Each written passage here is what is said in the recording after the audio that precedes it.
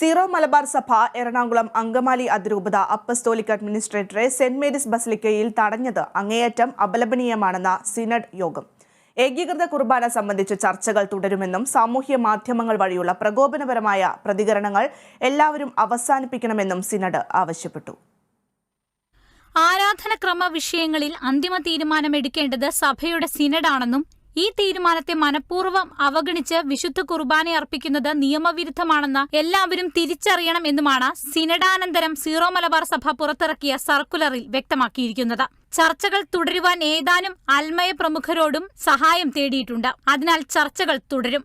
Saint Mary's ബസിലിക്കയിൽ പരിശുദ്ധ കുർബാനയെ അവഹേളിച്ച പ്രവൃത്തിക്ക് പരിഹാരമായി മെത്രാന്മാരും വൈദികരും സന്യസ്തരും വിശ്വാസികളും വിശുദ്ധ കുർബാനയ്ക്ക് മുന്നിൽ 1 മണിക്കൂർ നിശബ്ദമായ ആരാധന നടത്തണമെന്നും സിനഡ് ആഹ്വാനം ചെയ്തു. അതേസമയം സിനഡിന്റെ സമാപന ദിവസം ഓസ്ട്രേലിയയിലെ മെൽബൺ രൂപതയുടെ ബിഷപ്പായി ഫാദർ ജോൺ പനന്തോട്ടത്തിലിനെ തെരഞ്ഞെടുത്ത പ്രഖ്യാപനവും നടന്നു.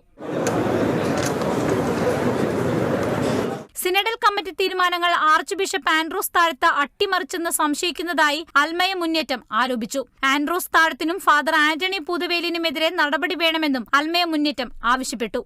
ബസിലിക്കയിൽ ഉണ്ടായ കുർബാന മലിനീകരണത്തെക്കുറിച്ച്, കുർബാന അശുദ്ധമാക്കിയതിനെക്കുറിച്ച്, ബലിപീഠം അട്ടിമറിച്ചതിനെക്കുറിച്ച്, എന്തുകൊണ്ടിത് സംഭവിച്ചു എന്നതിനെക്കുറിച്ച് അന്വേഷിച്ചു പോയാൽ അതിന്റെ യഥാർത്ഥ ഉത്തരവാദികൾ ആ സിനഡിൽ തന്നെ ഉണ്ടായിരുന്നു എന്നുള്ളത് കൊണ്ടാണ്.